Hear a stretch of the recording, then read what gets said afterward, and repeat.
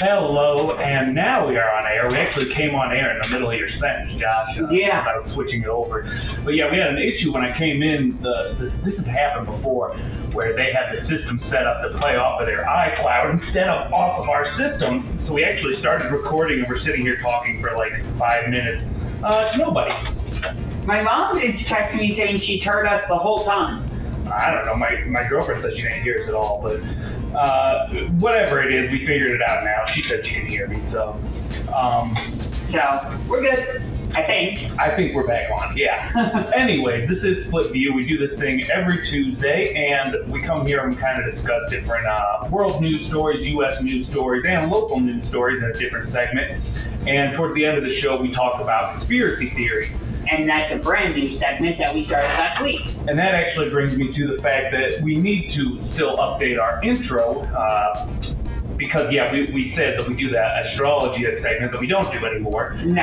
But I started the show with somebody else, and Josh is filling in now because that person's no longer here. But it still works out really good, and that's what I was explaining back at the start of the show, that Josh and I are still very different. He's 8 years younger than me. He kind of comes from a different background, socially and traditionally. So basically what we do here is we go over this stuff and just try to figure out if we agree, if we disagree, if we relate, or what.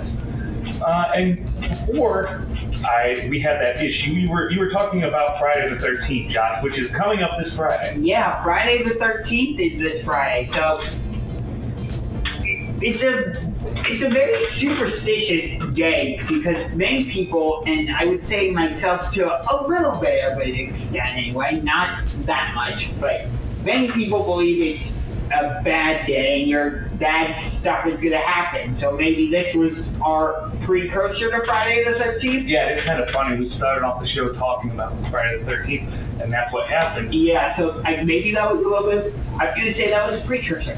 So I actually have something for this, but before we get into it, we usually like to do a little introduction, and I just want to know, how's your week been? What's been going on? Not too much. Had my buddies over on Sunday night for a bit of a cookout. Yeah, you mentioned that earlier, and I was kind of curious. Because one of my buddies, he had been away for like 2 months in North Carolina and New Jersey, so wanted to get to see him again. And a couple of my buddies had expressed that they wanted to swim in what I call Unger Lake. Unger Lake, huh? Yeah. What's that? Do you actually have a lake at your house? Pretty much. It's actually a pond, but it's so big I call it a lake. This is another one of those points where you can tell differences between us, because the only time we ever had anything around us was probably made in cement. I grew up in apartment complexes mostly. Yeah. But that's pretty cool. Like, does it actually have fish and stuff in there? Yeah, fish and turtles. Turtles, too? Yeah. Oh, that's awesome. I always wanted to have a lake, man. I love fishing. My girlfriend, I have this picture of my girlfriend, like barefoot, holding up a catfish, looking like a crazy hillbilly. But I love it. It's like my favorite picture of her. And we used to go out to this lake that was near us and fish. But recently, like, we found out that it was actually private property. So yeah, that was a no-go. That's not good. Yeah, so now we got to find somewhere else to fish. Maybe we'll have to come and bait Unger Lake. Today's going to be kind of weird because of the start of the show. So I'm kind of like trying to like speed through this first segment. But I did want to touch on something also I was thinking about over the weekend. I looked on Facebook over the weekend and I saw you post a picture from your parents' business, the shoe shop, right? Marley's. Oh yeah, Marley's Shoes, yeah. And it was actually somebody like getting an old-fashioned foot measurement. Yeah. And I just happened to notice that. I thought that was really cool. And like you kind of glossed over before, like, oh yeah, my parents run this business. But I didn't realize, like, when you said shoe store, I thought, like, oh, shoe store, like Nike. But no, you mean like an old-fashioned shoe yeah. store. We had New Balance, or that's what I call a tongue twister, tongue-tied, I don't know. I meant, we used to sell Nike, but things didn't quite work out with that. But, yeah. I sometimes do work there. We do hands-on, so we put your foot in a branch devices, which is like how you measure the length and the width, because some people could be like a 7 medium, or you have a 10 double wide. There are people who have size 16 shoes for that matter. Well, I am actually old enough to remember back when that used to be like normal. You go to the shoe store and that'd be the first thing they do. That's not really something that gets done most places. Yeah. Yeah, the shoe store has been around since 1964. 48. And where is this at? In Lyndhurst Road, or Mayfield Road in Lyndhurst. In Lyndhurst on Mayfield Road. Yeah. Well, I just saw that. I thought that was kind of cool. Throwing a little bit of free promotion. Go check out Marlou Shoe Shop in Lyndhurst. Marlou Shoes. Shoes in Lyndhurst, and report back. Send us an email, actually, and let us know what you think. The show's email, if you ever want to get a hold of us, splitView216@gmail.com. And also, while I'm on that, make sure you got our Facebook page saved, because that's where all our video goes every day. So that is, find that SplitView216. But real quick here, I got some Friday the 13th facts I looked up. Okay. We're going to end this segment off by looking at a few of these facts. All right. Celebrities born on Friday the 13th include Mary-Kate and Ashley Olsen, Steve Buscemi, and Peter Tork. I don't know who that is. Yeah, I don't know that one, but I know who Mary-Kate and Ashley are. Yeah, everybody. You gotta know who they are, right? Yeah. Tupac Shakur actually died on a Friday the 13th. I didn't realize that, but that was Friday the 13th of '96 that he died. And Taylor Swift thinks of 13 as her lucky number because she said she was born on the 13th, turned 13 on Friday the 13th. Her first album went gold at 13 weeks, and her first #1 song had a 13-second intro. Interesting. That last one feels like a little bit of a stretch. Yeah, that feels... Like you were just looking for something with 13. Yeah, that feels like a bit of a stretch. Mark Twain was allegedly once invited to be the 13th guest at a dinner party, but as the story goes, he went to the dinner despite a superstitious friend's warning, and then reportedly said it was bad luck. They only had food for 12. That was a dad joke. That was a dad joke. Yeah, I caught that one. In his #1 hit song, Superstition, Stevie Wonder sings, 13-month-old baby broke the looking glass. 7 years of bad luck, good things in your past. When you believe in things that you don't understand, then you suffer. Superstition ain't the way. So, Stevie Wonder, not a fan of superstition. No. Which is odd, because his hit song is called Superstition. Yes, that makes no sense. His 13th film in the Friday the 13th franchise is currently being developed by Paramount Pictures. And it's supposed to also have a new video game out being funded via Kickstarter. I didn't even know there were 12 prior Friday the 13th movies. I knew there were a lot. I've only ever seen the first couple. I'm not like do you get like really deep into any kind of horror movie franchises? No, I've never really been a big horror movie. Me either. I mean, if I'm watching movies, it's usually going to be a comedy. Or like a documentary, but not a horror movie. Band Black Sabbath, though, they were definitely into that kind of stuff, seeing how they released their debut album on a Friday the 13th in 1970. Black Sabbath had good hits back in the day. Oh, so that's the kind of music you're into. You actually found a band you like. Yeah, I love like Black Sabbath, Leonard Skinner, Queen, Aerosmith, AC/DC. That's everything. Good to know. I know what music you don't like. I've never actually heard you say what music you like before. I mean, you know one of my favorite genres of music, Broadway. Well, yeah, I do know that because you do a podcast, but I've heard you say before, too, that you like country. Yeah, I do a little bit. I'm going to hit a music break. We play local music here in between our segments, but real quick before I do, I got one question. Normally we do a quiz during this part of the show. Everything kind of got thrown off. So I'm just going to end it with one question today, Josh. What is the word for the fear of the number 13? What is the word for the fear of the... Yeah, like if you're afraid of being in tight spaces, you're claustrophobic. Right. So I know it ends in the word phobic, or phobia. Most definitely. Some of these phobias have the weirdest names. It's usually what it is they go to the Latin and they'll get the Latin medical names and throw it in there. Yeah. So triskaidekaphobia. I don't think I would have guessed that. So you don't suffer from triskaidekaphobia? No. Well, that's good for you, and it's good for anybody who does suffer from it. We're now done talking about it, but we're going to hit this music break real quick, and you're going to hear from Neverland doing a song called Ever After. We come back, we're going to have U.S. news, including breaking news just hit today that Governor Cuomo out of New York finally ended up resigning amidst his Me Too scandal. Be right back.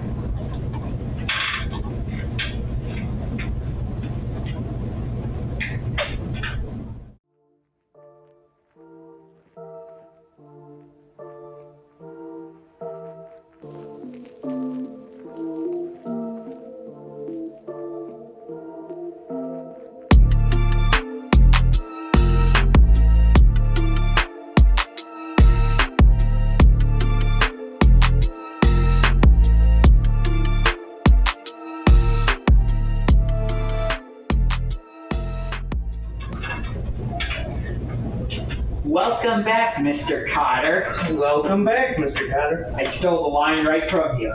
Yeah, I guess I'll let you this time. By the way, Maru was in 1958, not 1948. Off by 10 years. My bad. Pretty large difference, yeah. I know.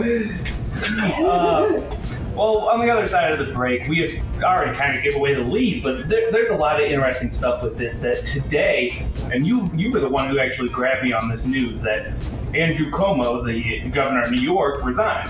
Yes.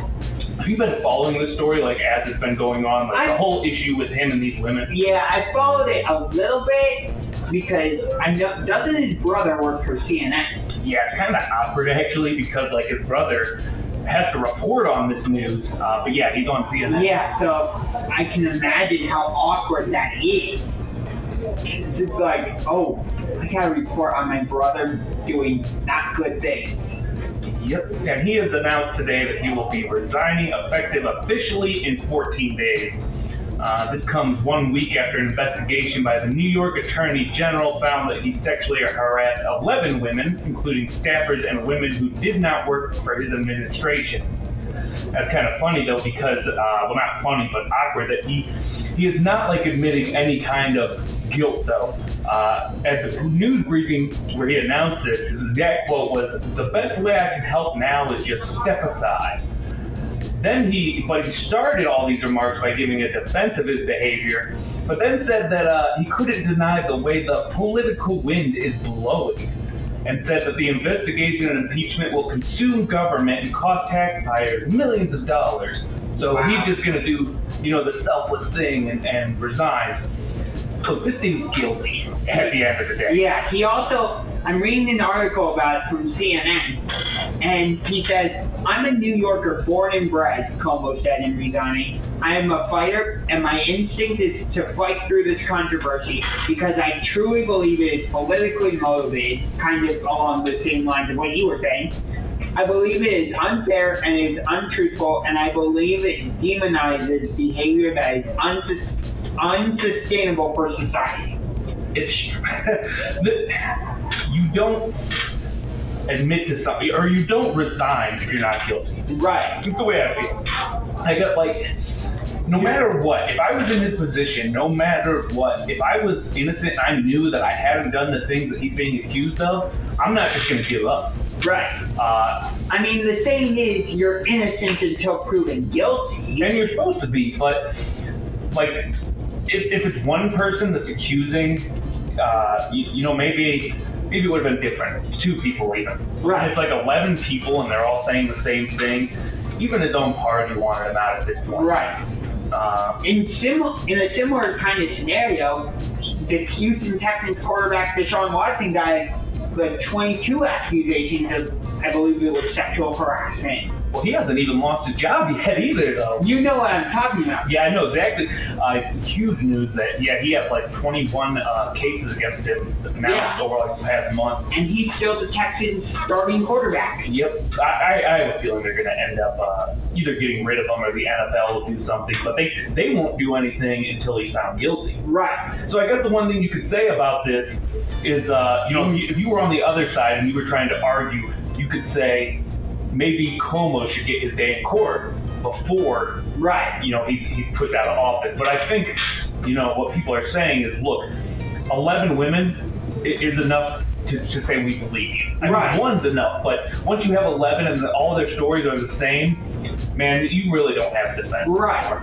I mean, with the way social media and stuff is nowadays, with whether it's this type of situation, or what happened with George Floyd, where the person just so happened to be at the right place at the right time. Like, if you did something major, no matter who you are, it's gonna come back to bite you. Yeah, that's my other thought on this. Just politicians in general. And, like Fox Radio is all over this right now, like pushing like, oh, Democrats, look at them. Republicans have all kinds of their own stuff. Oh, yeah. The last guy who was in office, Trump, he was a multiple offender when it came to harassing women.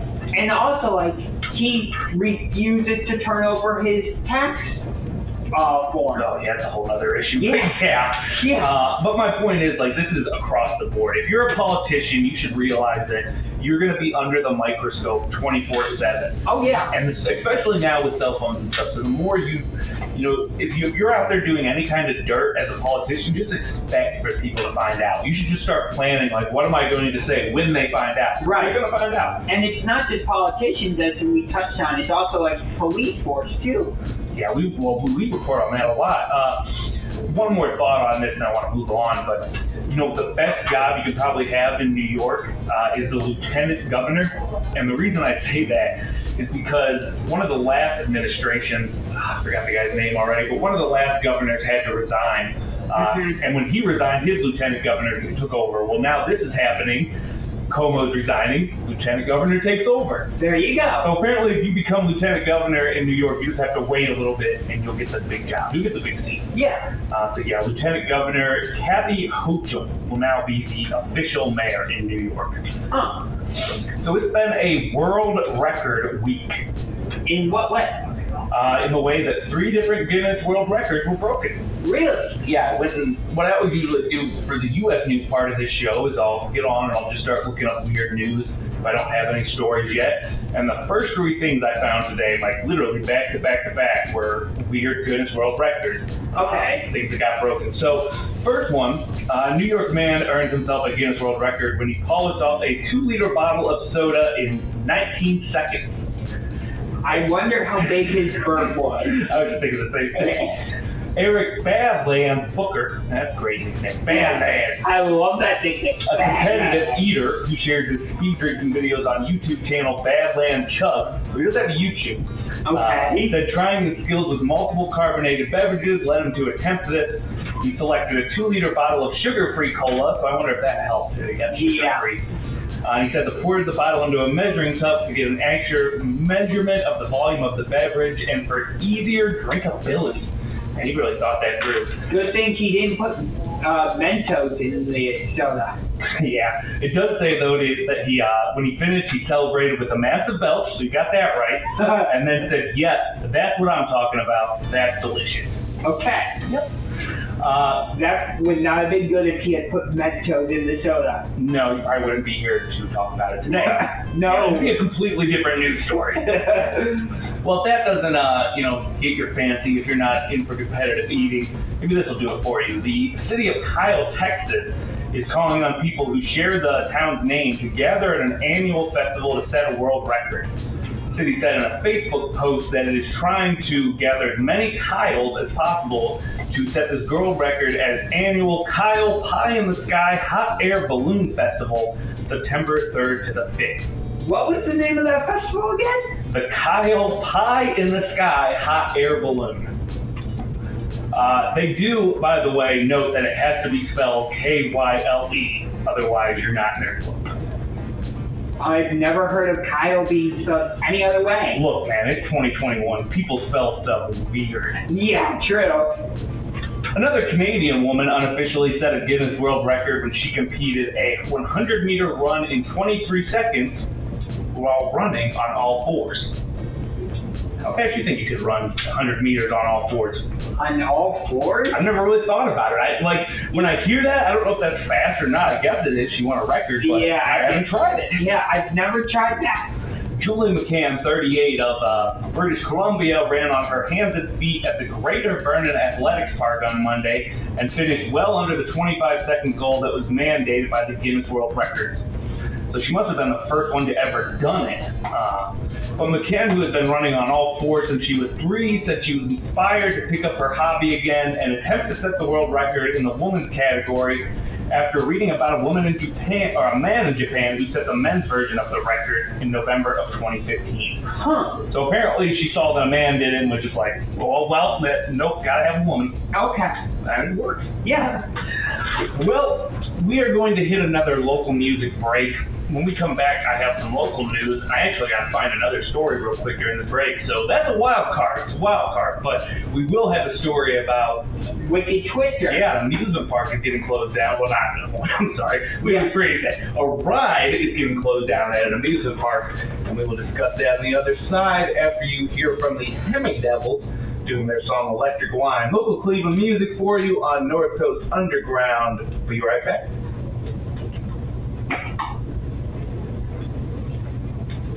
Ugh.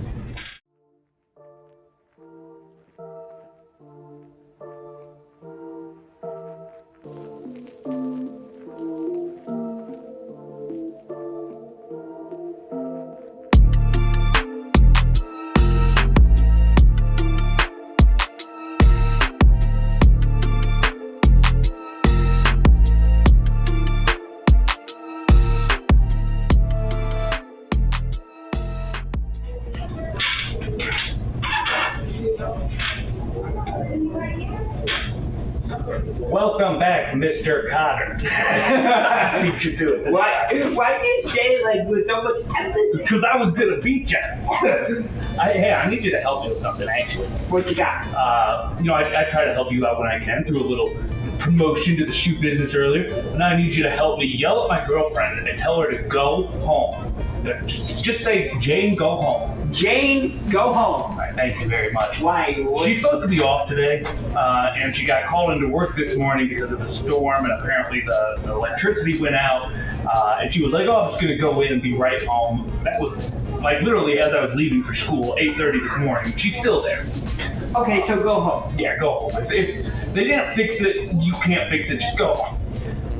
Anyway, moving on. Speaking of home, here in our wonderful Northeast Ohio, this is, if you're just joining in, SplitView, where we do this thing every Tuesday on North Coast Underground. And we come together to talk about local and, not so local, but right now, local news.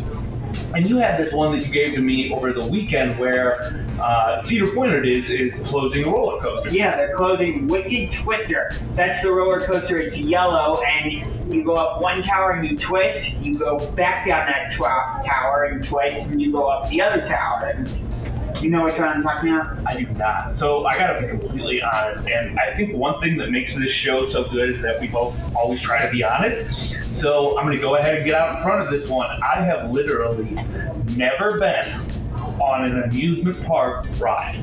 Why? Terrified. I don't know. I might be more open to doing something like that now, but when I was younger, I was terrified of heights.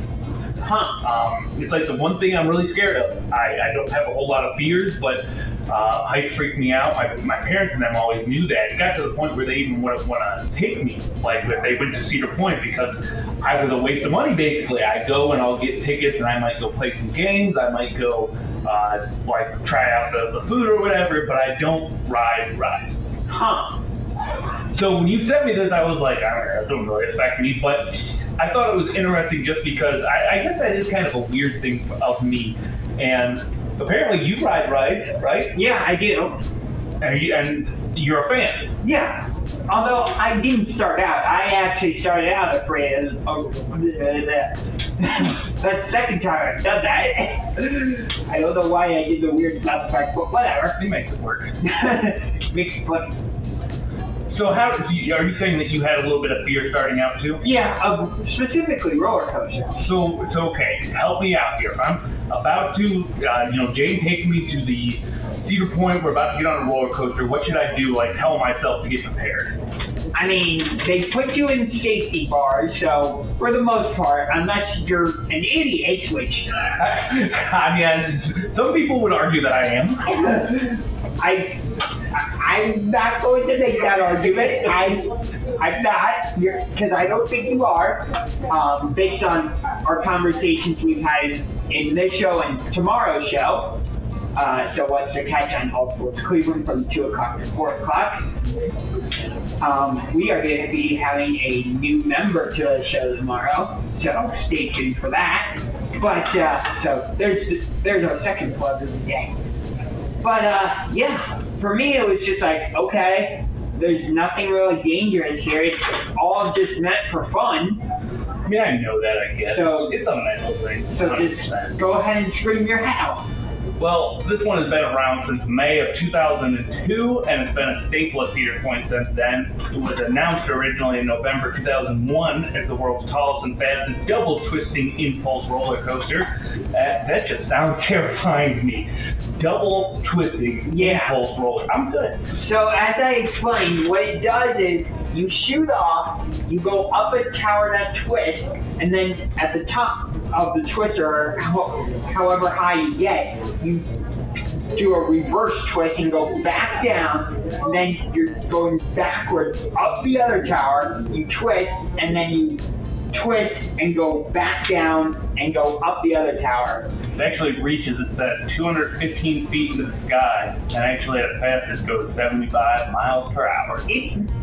I've been on it before. I can actually say I've been on every roller coaster at Cedar Point. You know that's like a special thing that people. I do not. I'm not hip to the ride. People attempt to do that. They want to be able to say, I have ridden every single roller coaster at Cedar Point. That's like a big thing, or at least it used to be. Well, you got to step ahead on people. Yeah. Wicked Twister is not one of my favorites because it feels very basic to me. Whereas a ride like Raptor, you're doing twists and you're going through loops and you're doing helixes and, well, you don't do helixes on Raptor, but with one inversion, it's like, okay, that was cool, but I want something else.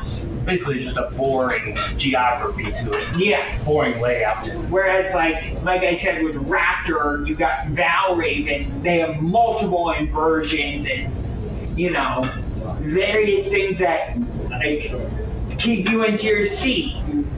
Yeah. So when it comes to, last question on this topic, when it comes to Cedar Point, would you say you think that this was their most boring ride? Ooh. Of the roller coasters?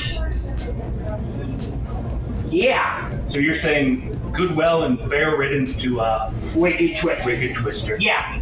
Well, speaking of the most boring place anywhere, Cincinnati. I'm not a fan, you can't tell. Okay, then. The Cincinnati mayor, though, well, as I mentioned before, I went to commercial on this. I had to find one more story. So I went and looked up Ohio News, and the first thing that came up. Oh, so this is the wild card. Yeah, this was the wild card. I thought this was kind of interesting. Cincinnati Mayor John Cramley announced today that he's going to be entering into the Ohio governor's race. Oh. Yeah, this is the two-term mayor, and he is officially announcing that in 2022 he will be running. Something kind of interesting on this. In his announcement today, he said that if he's elected, he will modernize Ohio's infrastructure and economy with proceeds from legalizing marijuana. So he plans to legalize marijuana if he becomes governor and use the money to put it into infrastructure. Well, doesn't that have to be A, put on the ballot, and B, people have to it actually doesn't. Really? I mean, I don't fully understand this. Maybe somebody can correct me better, but I think there's ways they can pass that without it being voted on, as far as the Ohio State Congress goes. So why haven't they done that yet? It's either way. You would still have to have a majority of those congressmen supporting it. I think what they're thinking, though, is if you get the governor in and the governor supporting it, normally parties, whatever party they're in, I think he's a Democrat, but either way, whatever party, he's a Democrat. Whatever party he's in, all of his party in that state's going to vote with the governor. It's like the president. The president votes on something nationally a lot of times. The party will fall in line with it. For the most part, not always. That's what not always, but with big issues, like abortion when it comes to Republicans. Pretty much every Republican's automatically going to, I don't support that because it's part of their thing. Right. So if this guy's running on that, I think his thought process is, yeah, I'll be able to help get it passed. And he also says he's going to try to get money from energy companies by doing homeowner rebates that will help lift family budgets. So he has some interesting ideas. Yeah, those are some interesting ones, I'll say that. There's actually another mayor already in the running, Dayton Mayor Nan Whaley. There's another Democrat. So there's actually going to be, it's going to be, more than anything, what I see from this is it's going to be an interesting 2022 election in Ohio. Yeah. And the interesting thing is, like, this is not the first time I've heard of mayors running for a high-ranked position, because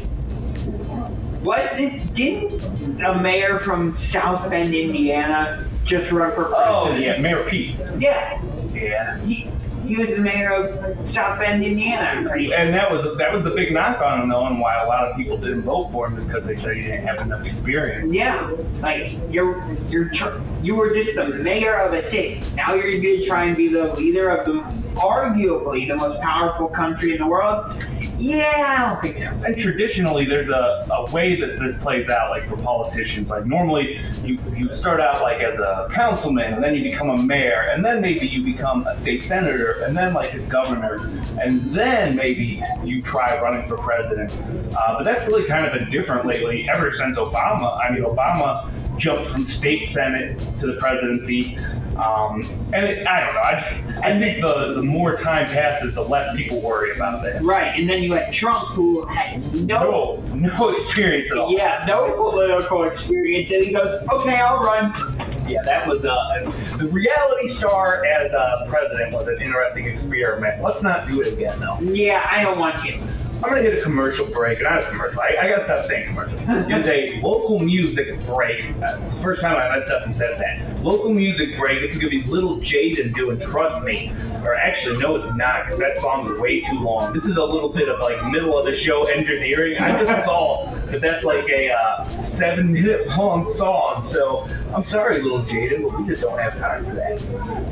So instead, we're going to be listening to Covet by Salt Hill. Hill Salt. And we will be right back. See ya.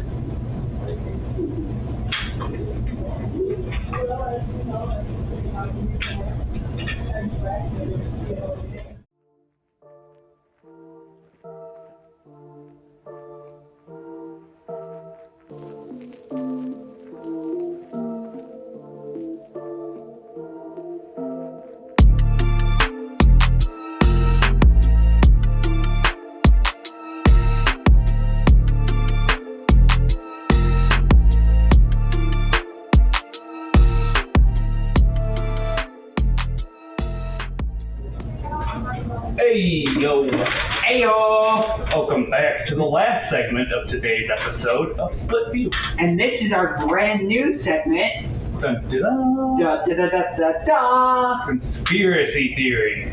Yeah, Josh and I, when he joined the show with me, the person that was doing it with me before, Poison, her and I used to do horoscopes, so we tried that for a couple weeks, and it wasn't really working out. Yeah, because a lot of my horoscopes were about, oh, you're going to find love, and you're going to get into a relationship. Guess what? That still hasn't happened. Oh, by the way, real quick, on that list earlier of, like, Friday the 13th things, it actually said that one of the most popular days to be married of the year is Friday the 13th. What the heck? Which you would think it would be the opposite.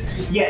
But I saw that and thought of you because, if we ever find you a lady, now you know. You can get married on Friday the 13th. Get that. But for today, jumping into these conspiracy theories, last week we talked about JFK, which is one that we both agreed probably has some grounding in fact.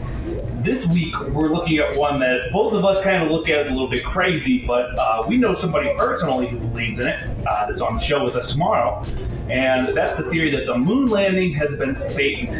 Yeah. And you actually picked this one out. Like, this was your most interesting one. Why was that?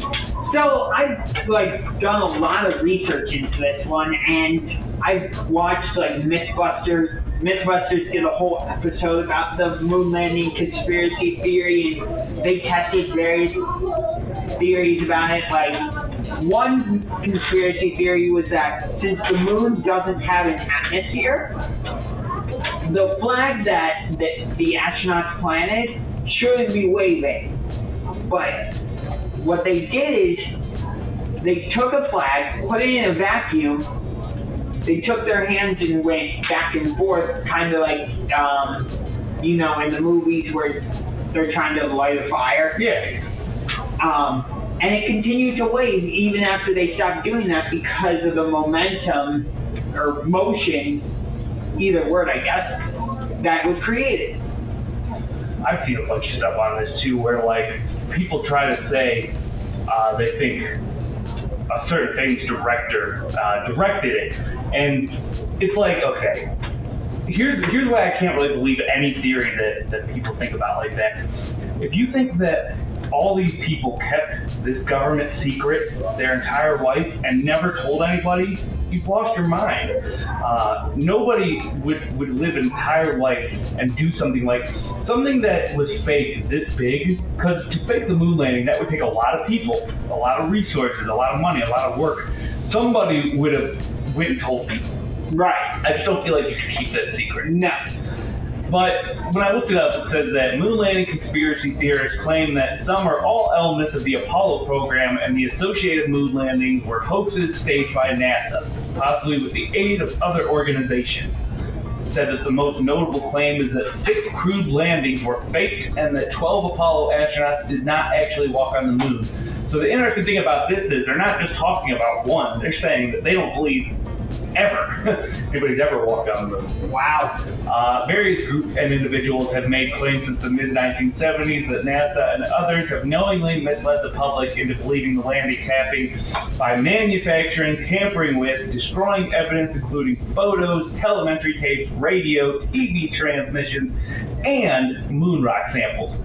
And just in that sentence, you're hearing what I'm talking about. Like, you think they faked all of that? Do you hear how much work that's going to take? Yeah, that's like, yeah, it was the 60s, so... But that means that technology was even farther behind. Right. And I get it, like, people might say that, oh, we were in the space race, so if we faked the moon landing, it might scare our competitors off. What? Kind of funny you said that, because it mentioned something in here where it says that, yeah, that's why a lot of people think it's because of the space race that we had with Russia at the time, that's supposedly why we faked it. And it was a big deal at the time, back and forth, who's going to be on the moon first. And it's kind of silly that it was such a big deal, because what did it really do for us? It's not like we found like an alien civilization. No, we just landed on the moon and jumped around a little bit. Yeah. I mean, I guess it's cool, but I don't know. But it says that third-party evidence for the landing exists, and detailed rebuttals to the hoax have since been made. Since the late 2000s, high-def photos taken by the Lunar Reconnaissance Orbiter of the Apollo landing site have captured the lunar module's descent stages and tracks left by the astronauts. So they actually have pictures of the moon with footprints in it, and people are still like, I don't know about that. And at the end of the Mythbusters episode where they were talking about the conspiracy theory, they shot a laser at one of the platforms or whatever it was where the astronauts landed.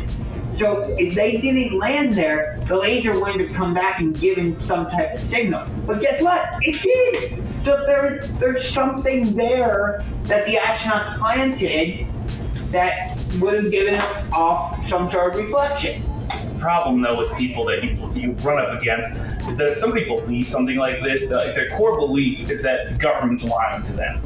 So no matter what they say after that, they're just going to think, well, that's still the government lying to me. Right. But it's kind of like this, you box yourself into a corner where your beliefs get like so rigid and closed that, oh, this has to be, I believe the moon landing was fake and that's like my identity. So it doesn't matter what was proved. Like, unless you take somebody to the moon, they're not going to believe it. Right. And even then they might be like, oh, I don't know if this is really the moon. Yeah, good luck getting somebody to the moon though. I'm not personally going to try that. Then again, with Jeff Bezos and everything that's happening, who knows? We might be going to the moon I just wonder if, like, in 20, 40 years, it'll be just like a bus ride to get to the moon. Yeah.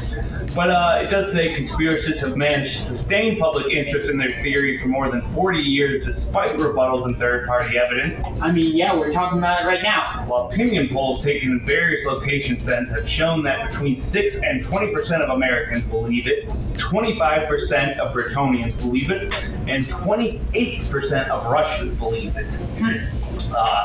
And the thing in Russia, the reason they say so many people believe it is actually because of the space race. And because they're a little salty that they lost. So they're probably just looking for a reason, to stay safe. Yeah. Well, that was it for this week. Man, these shows go by fast, don't they? Yeah. And with the technical difficulty, this show felt like it went by extremely quick. It definitely did. And if you hung around through all that, thank you very much.